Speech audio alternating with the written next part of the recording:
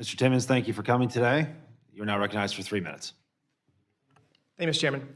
Chairman Arrington, Ranking Member Boyle, and members of the House Budget Committee, today's hearing cannot come at a more critical time for our nation's fiscal future.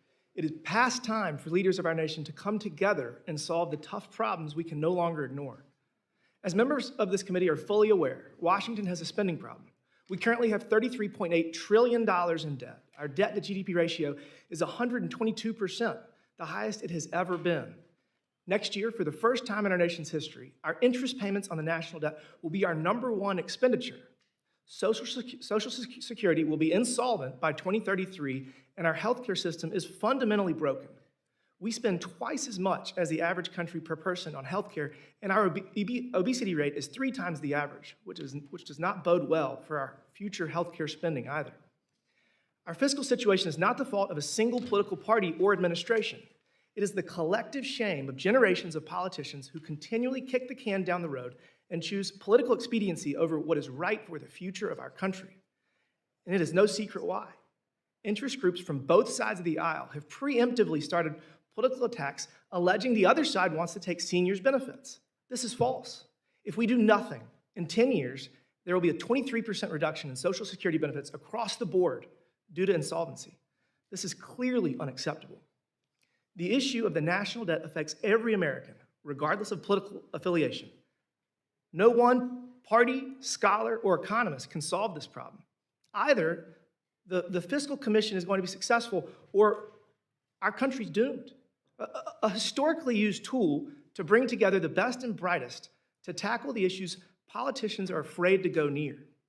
By bringing together experts, economists, and representatives from both sides of the aisle, a fiscal commission will foster bipartisan cooperation, setting aside ideological differences to focus on pragmatic, long-term solutions.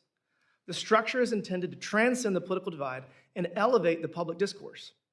The creation of this commission is not merely an option, it is a necessity. Such a commission would be tasked with the critical responsibility of comprehensively evaluating our fiscal policies, identifying areas of inefficiency, and formulating strategic solutions to address the root causes of our escalating debt. As we all know, a root cause of our debt is mandatory spending. Medicare spending grew by 18% and Social Security spending grew by 11% just this year.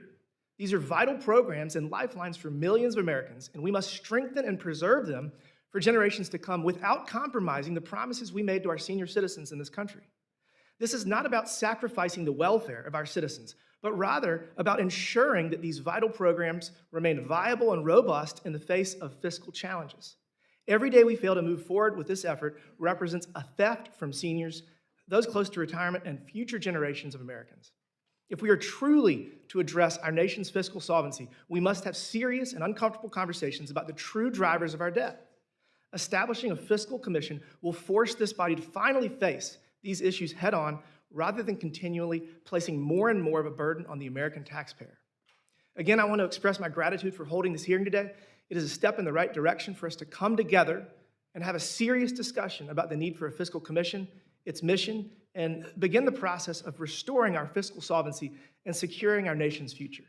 With that, Mr. Chairman, I yield back. Thank you. Thank you, Mr. Timmons.